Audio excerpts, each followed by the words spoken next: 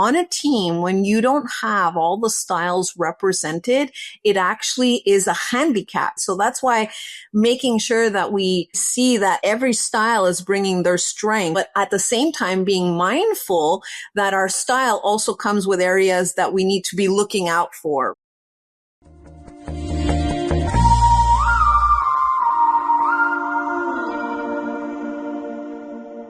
Hello, I'm Darrat, FY26 President of the Society of Women Engineers. Welcome to Diverse, a SWE podcast. I'm excited to be joined by Caro, CEO of Conscious Leadership Partners. Carolina is the opening keynote at our upcoming We Local Portland conference, and her work focuses on how we communicate, lead, and build influence. In addition to being fluent in English, Spanish, and French, and by the way, we have 2 of those languages we share, Carolina has degrees in cell and molecular biology, experimental medicine, and business administration, plus a professional acting certificate. We want to hear more about this as well. So Carolina, I'm looking forward to learning more and meeting you in Portland. Welcome to Diverse. Thank you. I'm so excited to share a conversation with you today and looking forward to being with everyone in Portland. So as we look forward to Portland, I'm really excited about, one of the things that you're planning on hopefully talking about at your keynote is the Platinum Rule. Can you introduce yourself and share what is the Platinum Rule and why does it matter so much at work? Yes, absolutely. Well, first I should share with all of you that I did not start my career in leadership development at all.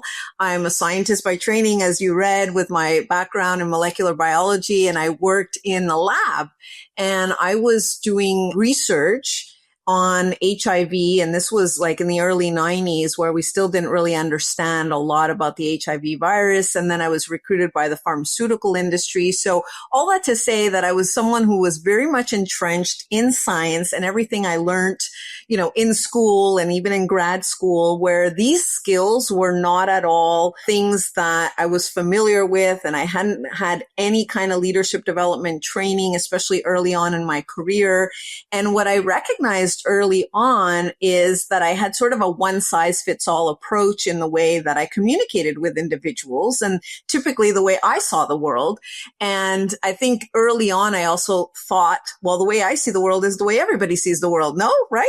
And then quickly understood that that wasn't the case. And in fact, the framework that I'll be sharing with everyone in Portland has to do with how do we meet people where they are? How do we first recognize that everybody has a different communication style?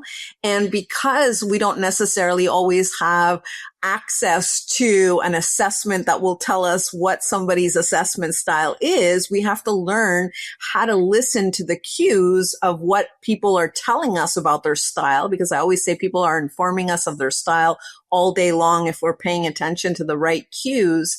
So that way we can really speak to them in their style. Many years ago, there was a book that came out of like women are from Mars, women are for Venus, and men are from Mars. And in order to be able to communicate with one another, we have to understand how the other person thinks. And so this is similar concept, but thinking about it from a communication perspective. So not using the golden rule, which is what all of us have been taught to do, which is talk to people in our preferred style, but rather lean into the Platinum Rule. So question for you, are we going to get a slight preview of the Platinum Rule on this, or are you hoping to keep it as a surprise for the We Local Portland audience? I'm happy to give you a preview. So what I typically talk about when we're going to be talking about what are the gauges that people need to be paying attention to so that you can figure out like where they're at, what their communication style is there's 4 things to pay attention to. So these 4 different gauges that I'll also be talking about in Portland, which is, does somebody speak to us in fast or slow pace? So the first one is that pacing. And when we're talking about pacing, it doesn't necessarily mean just in the way that they're speaking or moving. It's also in the way that people process information. So in other words, if somebody is more slow in the way that they process information, it might also be the type of person that prefers to receive material in advance of a meeting, that wants to review things so that they're coming into a meeting more prepared, versus somebody who might come into a meeting and just be ready to talk about things off the cuff, and recognizing that people, again, process information differently and be able to adjust to that pacing style. So that's one. Then there's whether somebody's indirect or direct. And what we mean by that is somebody able to tell you, like, say it how it is, whether it's very blunt or sometimes whether it might be even said with, I like to say, a little bit of sugar on it, but either way, somebody's being very direct in the way they're speaking to us versus indirect. So we have styles that are one or the other. The other is whether somebody's open or guarded. How much do they share about themselves, their work, things that they're doing? And again, a style that might be more guarded might feel that an open style is sharing too much information and that we don't need to have all that information. And then finally, the fourth gauge that we typically look at is relationship versus task oriented. And this doesn't mean that somebody who's relationship focused is not able to be task oriented and vice versa. It just means under stress is their pressure point thinking about, oh, we need to get this stuff done? Or are they thinking of it from the lens of how are people feeling? And those are very two different orientations. So even with the four that I've just given you, you can see that people see the world very differently. And if we make the assumption that somebody's seeing it like us, we really miss the mark. Thank you so much for the preview. Greatly appreciated. Carolina, I've had that chance to see you present other things, and it was very fascinating, and I'm looking forward to seeing what more information I can glean at We Local Portland. So on that note, how does our backgrounds shape our communication habits, right? So you talked about different people will do different things. And then there's also if you're a certain type of leader, right? So the last time I saw you present, we did a disc review, and mine is a capital DC, right? And so I am a very direct person. I just want to get to the point. And then also when the rubber hits the road, I just want to get the task completed and make sure we accomplish. Goals for me are really important in just accomplishing that goal. So when we're thinking about blind spots, right? There's different kinds of leaders, and those different leadership styles will have their own blind spots. So what are some of the things that we can consider or think through as we're listening, or some of the things you want to share with our members and our audience?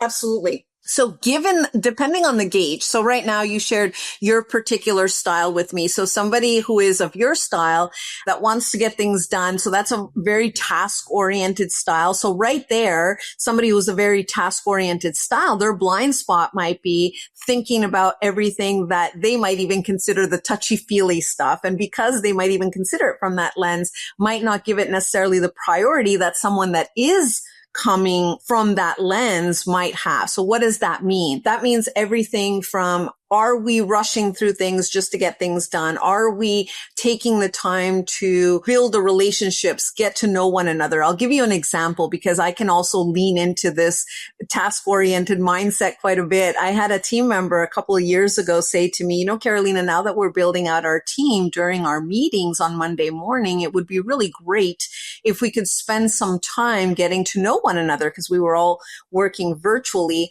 And the part of me that is, again, very task oriented is thinking to myself, if we take 10, 15 minutes to do, everyone getting to know one another and team building, that means that I have less time to get through all the task oriented things that I need to do. And so my head goes there right away rather than recognizing, maybe if we are starting that meeting with that kind of energy, then we're all going to connect in a different way and move through things in a different way. So when we started actually implementing that, I was able to actually see what that brought from a culture perspective, relationship building, which is not always the lens that I might bring in when I'm thinking about task oriented, and vice versa. Somebody who's thinking of it from a relationship perspective might miss, we have these deadlines. We actually have to get things done. So depending on, again, if we go back to the gauges, depending on your gauge, understanding that not everyone is seeing the world through that particular lens or gauge, and being able to know, when do I need to lean in and adapt to something different because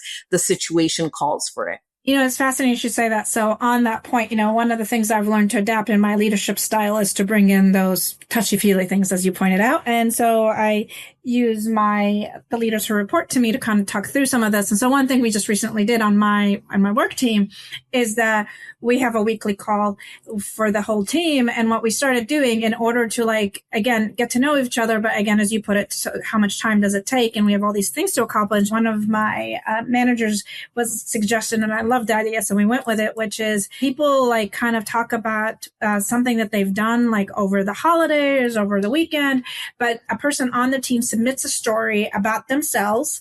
And what they end up doing is then the team then votes at the beginning of the call with the person whose idea this was. He tells the story, and then once they're done, everyone votes on who they think it is, and without saying who the name of it is. And then we do our call. And at the end of the call, when we finish all the things we have to get through, we go through and see what the results are, and then, tell everyone who the person is. And then it becomes a discussion, a little bit of discussion about, because some people are surprised by who the person is and other people will know it.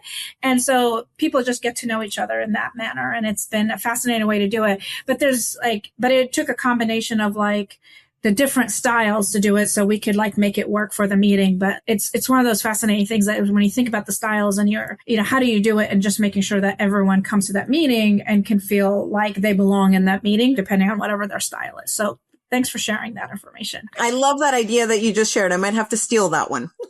Oh, feel free to steal it. Let me tell you, I was like, what a great way to do something fun, to get to know each other, to have that kind of conversation, but do it in the time that we have to make sure that we get, to get to what we need to get done. And then for the people on the call that just also want to just get to the task, or want to be able to accomplish the task and feel like they don't really have the time for everyone to get to know each other, this is a great way to do this, right? And so it works out really well. So I've kind of, just shared kind of how my team and I have adapted to different communication styles. And so what else have you seen with engineers and adapting our communication styles at work without really watering ourselves down?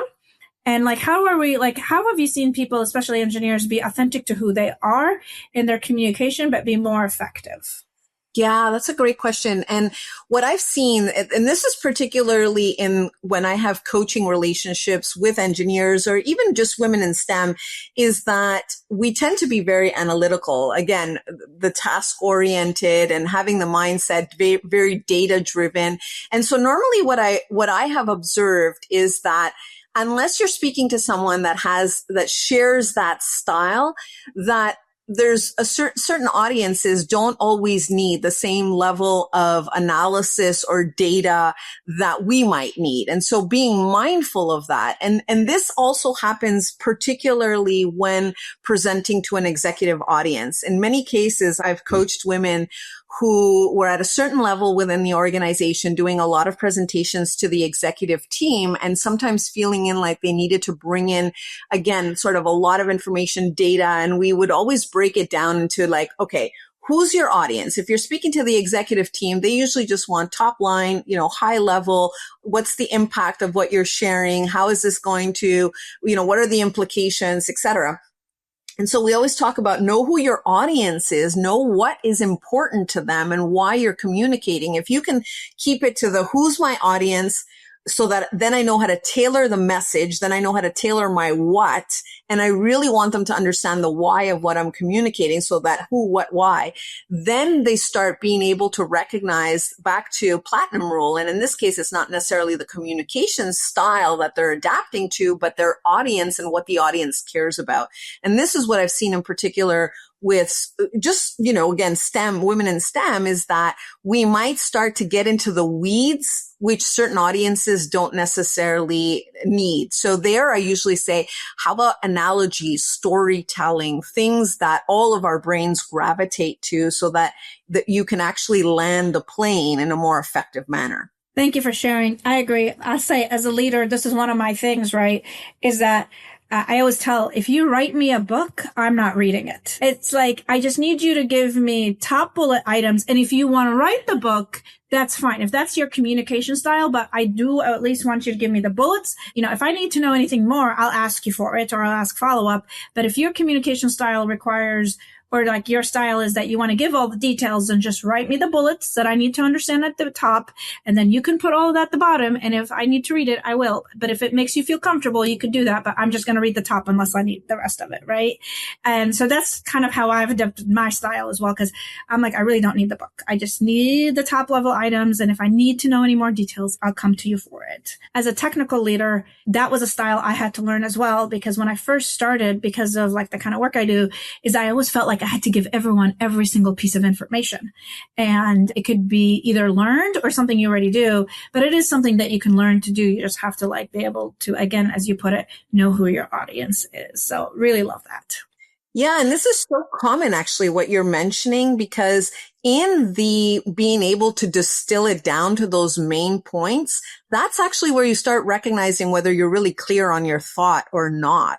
And so sometimes there's a couple of things that factor in, again, particularly in STEM women, is providing a lot of that data or information. It can come from a sense of proving oneself. It could come from a sense of, oh, I need to give all that information for people to understand. But really what it is the more you can distill it down, the more you even start seeing whether you're clear on your own message. And I think that's a gift. The more, and this is not just unique to STEM, but the more that we can all be very clear on what we're trying to communicate, I think the better we advance in our careers. Thank you for sharing that. You know, what's fascinating even about our communication styles is I'm Arab. That's my heritage background. I was born in Germany. I've lived in Europe and Africa and the United States, of course. My family, as well with my SWE and with work, I've gone to like 6 continents. I just have Antarctica left, which I'm hoping to do after I finish my SWE presidency. So I'm looking forward to going to Antarctica as well and playing with penguins. But one of the things is when I'm working with different facilities around the world, or I'm working with SWE members around the world, or just like traveling and really getting to know cultures, it's that there's different styles depending on where you are. And, you know, I've read books over the years that like really talk through like some of these styles. Like, for instance, like when you give a review in certain parts of the world, you just need to be direct. You don't beat around the bush. But in the United States, you start the review by highlighting something great the person does and then moving into the areas for improvement. And so as, you know, with doing your work and a professional in this and as a triple citizen of Canada, US, and the European Union, like what are some things that you've learned from an adaptation as we like for adapting to a global environment and global teams? Yes, this is also so key, because in addition to understanding our communication styles, when you go into each country, it's observing these different cultural norms. So I'll give you an example. So power dynamics, you know, in the US, we're used to or challenging authority figures, or at least having conversations where we can bring feedback and ideas. And in fact, it's expected of individuals to be able to share that kind of feedback with leadership. And in other countries, that would not be the case. It would be considered rude to, you know, even challenge authority. So there's the power dynamic there. You talked about the indirect versus direct communication style. That's another big one. I think about Latin America because, again, my family came from Venezuela to Canada. And so there's a couple of things with Latin America is we have a different concept of time, right? Our time. And I remember when I first started working at Pfizer, I had my Spanish time still going on where I was 5 minutes late to a lot of meetings. And I remember my manager saying, that doesn't fly here. You know, you have to be here on time for your meetings. And this whole like kind of laissez-faire attitude around time is something that when you go to those countries, if we were to continue to adhere to our US standards, that doesn't fly over there, knowing that a meeting might not start on time and knowing that when you do start a meeting, it starts with how's your family and how are things do, you know, it's a lot of that connection that happens before we get down to business. So a meeting that might be 1 hour might run longer and all that, and understanding those pieces. And you know, the other piece is the gender one, like not only in Latin America, but in other countries, how are women perceived? And, you know, is a message coming from a woman going to be different from a man? All of these cultural norms, it's so important to understand so that, again, not from a judgment perspective, but so that we understand what we're walking into. We don't take it personally and we learn how to adapt. It's interesting you should say that because Arab Standard Time is also a thing. And so, as I said, like I'm Libyan, so I'm Arab. And, you know, my dad went to school in Germany and my dad and my mom lived in Germany for many years. And even here in the States is like, like an example of going to a wedding, right? If we're going to a wedding and it's an Arab wedding and you tell us the invite says the wedding starts at 6:00, my family is going to show up at 6. It's not the Arab portion. It's the German, living in Germany portion. And so we're going to show up at 6, but, so it's just like, it's like combining those cultures. But most people are not showing up at 6. They'll show up at 6:30, maybe 7:00, You're here. And you're like, well, the invite said 6:00. We're here, So that's always fascinating. You're like, hey, showing up on time, and what showing up on time means depending on the culture you're in. Yeah. Thank you so much for sharing all this information. I've loved our conversation. It's always interesting to listen and to learn about like different communication styles and, and also remembering that just the way you do things is while you think this is the norm, it's not necessarily the norm for everyone. And there's nothing wrong with the different communication styles, but it's a matter of like, what do you do to meet people where they're at, right? How do you meet people halfway? It's not, no one's telling you like to change who you are, but like if you meet people halfway, it just really broadens it. And then people will see things in a different light. So I'm looking forward to your presentation on the Platinum Rule and to like have that discussion with the members and the attendees at We Local Portland. So thank you so much. So before we wrap up, any other closing thoughts that you would like to provide our listeners? Well, I think you brought up something really interesting, which is it's not about good, bad, right, wrong in our styles or not embracing who we are. And in fact, I always tell individuals we must embrace who we are, but we can embrace who we are and meet people where they're at as well. And the other piece is how this is another aspect of diversity. Sometimes we think about diversity, we're certainly familiar with gender roles. We're certainly familiar with, the classical pieces of diversity, race, gender, sexual orientation, those pieces. But we don't always think about how when it comes to diversity, this piece, diversity of communication, diversity of thought, the way we see the world is so critical. And I always say to folks, on a team, when you don't have all the styles represented, it actually is a handicap to the team and it shows up in very specific ways. So that's why making sure that we see that our style is one strength, but every style is bringing their strength. And really in this work, it's not only about recognizing the strength that every style brings to the table, but at the same time being mindful that our style also comes with areas that we need to be looking out for, right? The things where we need to develop so that we are meeting other people where they are. So I think that would be my takeaway is know our style, because when we know our style, we know our strengths. Then we also know what we need to develop in order to work better with other people, and then know other people's styles so that you know how to flex with the 4 gauges we talked about. And then really know that when you work in a team environment, to know that for your team, to know who sits on your team and make sure that you have all the styles represented, because otherwise, like I said, it may be showing up in some kind of dysfunctional way for the team. So as a team leader, needing to be mindful of that. Well, thank you so much. And I'm really looking forward to seeing you at We Local Portland. I've really enjoyed our conversation. So again, Carolina will be the opening keynote at the We Local Portland conference, which is taking place in just a few days on February 27th through 28th in Portland, Oregon.